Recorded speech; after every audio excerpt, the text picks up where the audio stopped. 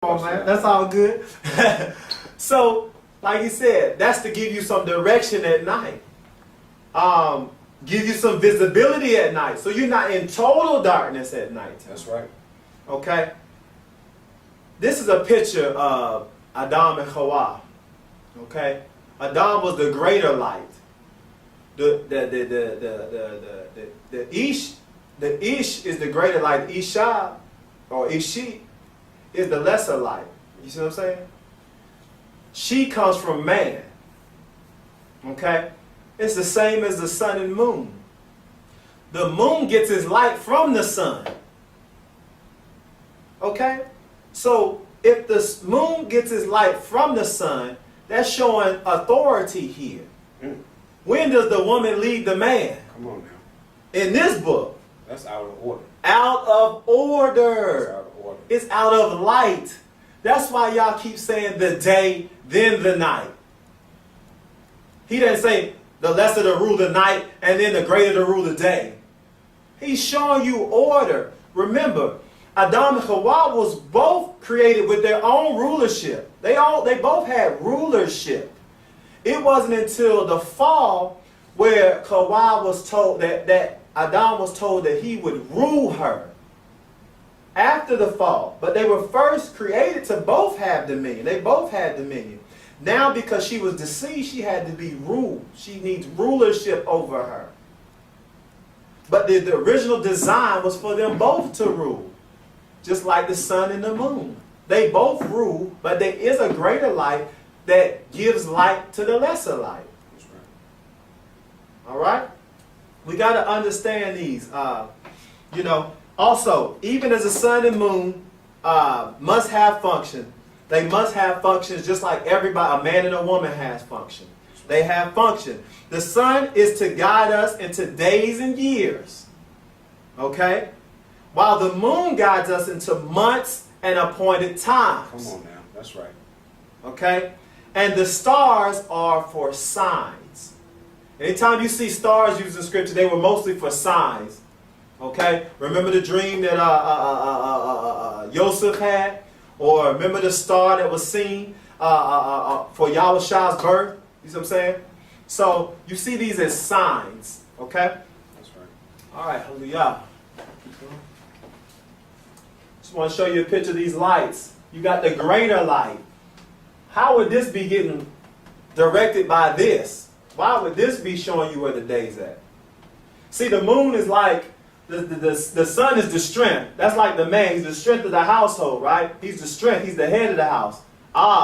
You see what I'm saying? Strength of the house. But then you had the moon. The moon is like the alarm. The moon tells you, oh, it's appointed time. Hey, it's the beginning of months. It's just like a woman now. She's an alarm for you. She watches for you. The moon is always referred to as a female. Come on now. Always referred to as a female. Okay? Next slide. Bereshit. We're going to go to Bereshit chapter 15. We're going to show you some little bit deeper proof of how when the sun set, it still wasn't a change of day. There's no scripture that tells you when the evening came, there was a change of day. These are things that we've been told and we just assume, but there is no scripture to show this.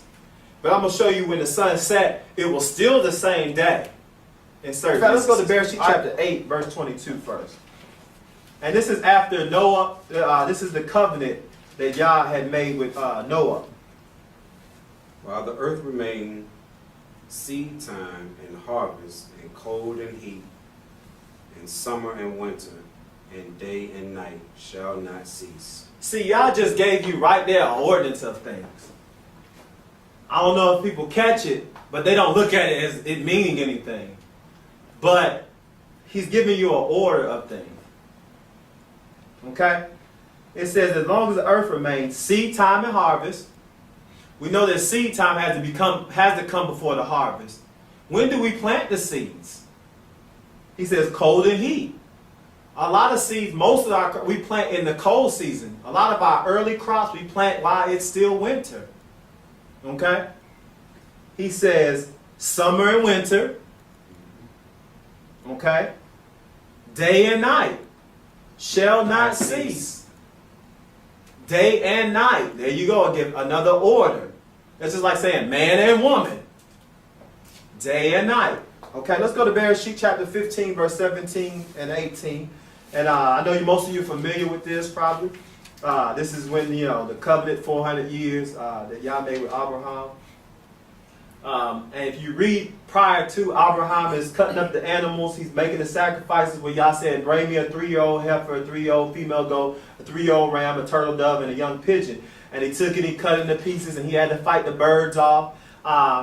Verse 17, let's read verse 17. And it came to pass that when the sun went down, and there was thick darkness, behold, a smoking furnace and a flaming torch that passed between these pieces. Mm-hmm.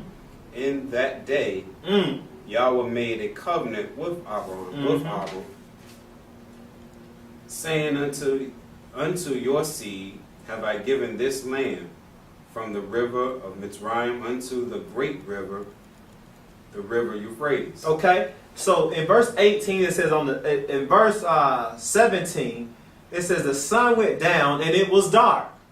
Okay, in verse 18 it said on the same day Yahweh made a covenant, meaning in that day Yahweh made a covenant. He was already getting himself together for the covenant while it was daytime. So that would be a different day had come in once the evening and night had fell. But Yah said on that same day. Now I know some of you may be thinking, well, it was the same day because the sun had went down. So it was the same day. It was a new day had begun. Okay. Well, if you think that, let's keep going. Let's see what else we got. All right. The next slide, please.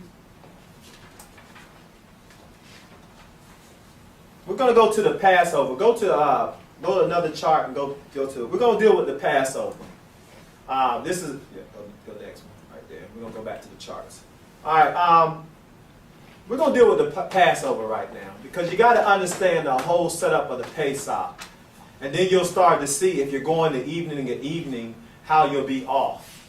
And nobody wants to be off on Yah's Moedim. It's set apart times. None of us want to be off on that. We all want to be as circumspect as we can be in Babylon. We know that there are certain restrictions on us, certain things that we can't fulfill, but definitely counting. We got to be careful. We got two charts. I'm going to show you the charts in a minute. But first I'm going to read key scriptures so you'll understand what we're dealing with. If you can write it down or study these scriptures, they're very specific. This is Exodus chapter 12, verse 6. This gives you this is your ordinances of the Pesach. Okay? And you shall keep it until the 14th day of the same month, and the whole assembly of the congregation of Israel shall kill it at dusk. Okay? Between the evenings, and mine says between the evenings. Okay? So it says this is about the lamb. You're supposed to get the lamb on the 10th day. Okay? You're supposed to hold it and keep it until the 14th day. He says you kill it at evening.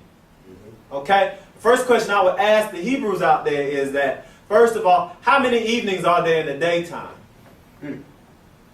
For reckoning the beginning of because there's only one morning in the daytime. That's right. There's only one night in a day. That's right. How many evenings are there? When you're referring to this. Okay? So if we got an evening that sets the day and starts the day, that's only one evening per day. That's allowed, right? That's the only evening you're counting. Okay? So, we want to keep that in mind. There's only one evening. That's what you're going to say. There's only one evening. We'll go with that. All right. So on the 14th day of the month, you kill the lamb when it says between the evenings, it's talking about a period of time. Normally around 3 o'clock, they would start slaughtering the Pesach lamb. Okay? Now, if you we'll go to the chart in a minute. Let's read verse 10 of the same chapter. Let's read verse 10. And you shall let nothing of it remain until morning. But that which remains of it until morning, you shall burn with fire. Now, why can't any remain till morning?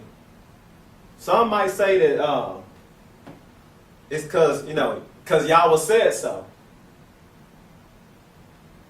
Why can't any of it remain till morning? If we go to Vayikra chapter 7, I'm going to say because it starts a new day. That's a new day. That's why it can't remain till morning. But let's go to Vayikra chapter 7 so you can kind of see an example of that, which is commonly referred to as Leviticus chapter 7. We're going to start at verse 14. This is dealing with the different offerings that Yah has ordered the Levites to offer, to slaughter. Okay? Okay. And of it he shall present one out of each offering for a gift unto Yahweh. It shall be the priest that dashes the blood of the peace offerings against the altar. And the flesh of the sacrifice of his peace offering for thanksgiving shall be eaten on the day of his offering. He shall not leave any of it until morning. Well, if the day starts in the evening, why can't he leave it till morning? That's a new day. Right. If it starts in the evening, you already, if it lasts to the evening, that's a new day. Why does he say it has to be eaten the same day and it cannot remain until morning? Think about it, Yisrael. He didn't say it can't remain until evening. He said it can't remain until morning. Okay? You're not supposed to stretch it out over two or three days. That's right. That's right. All right, let's go to chapter 12, verse 15. Shemot chapter 12, verse 15. Let's go back to this Passover. I just wanted you to see that. And there's other scriptures in Vayikra and Numbers that show you that these things had to be eaten by the morning time. They couldn't remain until morning for a reason. Okay? Let's go to chapter 12, verse 15. So we got the 14th day. You have to eat it between the evenings or at the evening. Okay? Why? Because we know the death malach passes over. You know, throughout the night, around midnight, we know the death angel or death malach came through. Okay?